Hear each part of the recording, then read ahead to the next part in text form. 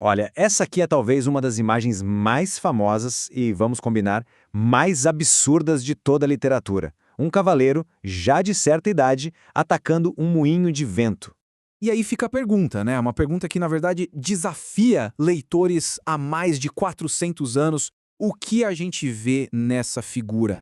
Porque, de um lado, a gente tem um visionário idealista, aquele que vê o mundo não como ele é, mas como ele poderia ser. Do outro, um louco, cujas ações parecem completamente desconectadas da realidade. Então, para a gente entender essa dualidade, a gente precisa primeiro se perguntar quem é exatamente Dom Quixote e de onde ele saiu. E a história dele começa de um jeito, olha, bem simples. Um amante de livros que um dia decide que só ler sobre heróis não era mais suficiente. Ele mesmo precisava se tornar um. Mas o mais fascinante aqui é que essa loucura toda da ficção, ela não surgiu do nada, sabe? Ela nasceu da vida muito real e, convenhamos, muitas vezes bem trágica do seu criador, o Miguel de Cervantes. A vida do Miguel de Cervantes foi uma verdadeira montanha-russa. Pensa só, ele foi herói de guerra na Batalha de Lépanto, só que saiu de lá com a mão esquerda inutilizada. E não para por aí. Depois, foi capturado por piratas, passou 5 anos como escravo.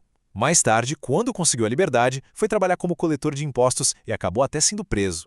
Foram justamente essas experiências, esses altos heróicos e baixos devastadores, que acabaram moldando a obra-prima que ele escreveria. Então, o ponto crucial aqui é o seguinte. Cervantes, de certa forma, canalizou todo o seu próprio idealismo, que já estava meio derrotado pela vida, né, numa paródia sobre um louco, talvez como uma forma de lidar com a loucura do mundo ao redor dele.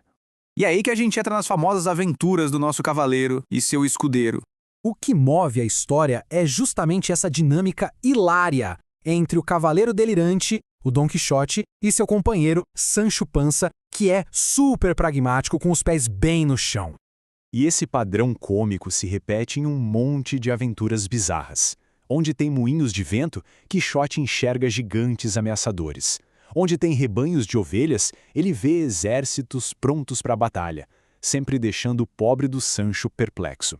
Mas olha, a história não é só comédia, não. O livro, na verdade, tem 2 partes, escritas com 10 anos de diferença. Como a gente vê na tabela, enquanto a parte 1 é mais nessa pegada de comédia pastelão, a parte 2 dá uma virada bem mais sombria. O Quixote vira uma espécie de celebridade, e as pessoas que já leram sobre as façanhas dele agora exploram suas ilusões de um jeito bem cruel.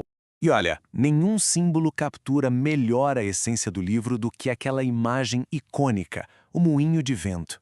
Claro que ele é derrotado. A realidade, digamos assim, o atinge com força. Mas o interessante é que não é a derrota física dele que a gente lembra. O que fica, o que permanece, é a nobreza do seu idealismo, mesmo que pareça totalmente inatingível.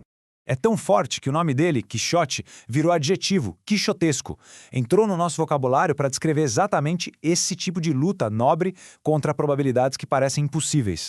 E isso tudo nos leva àquela grande questão que o livro joga no nosso colo. Será que é tolice lutar por grandes feitos, mesmo sabendo que o fracasso é quase certo? Ao longo da história, a resposta de algumas das maiores mentes do mundo foi um sonoro não. Para eles, Quixote não era um tolo. Pelo contrário, era uma figura profundamente inspiradora. Não é à toa que por mais de 400 anos o livro continua sendo um best-seller, inspirando todo tipo de gente. Artistas, líderes, pensadores. O grande romancista russo Dostoiévski, por exemplo, viu uma beleza moral tão profunda nele a ponto de comparar a pureza da intenção de Quixote com a de Jesus Cristo. Olha que forte isso. A influência dele é gigantesca. Vai desde um vencedor do Nobel como William Faulkner, que lia o romance todo ano, até o próprio conceito de democracia moderna, que, se a gente parar para pensar, é um baita sonho quixotesco, né? A ideia de que pessoas comuns podem governar a si mesmas. Mas o Cervantes dá aos seus leitores uma conclusão que é francamente devastadora. Nela, a sanidade, a volta à realidade, não leva à paz, mas sim à morte.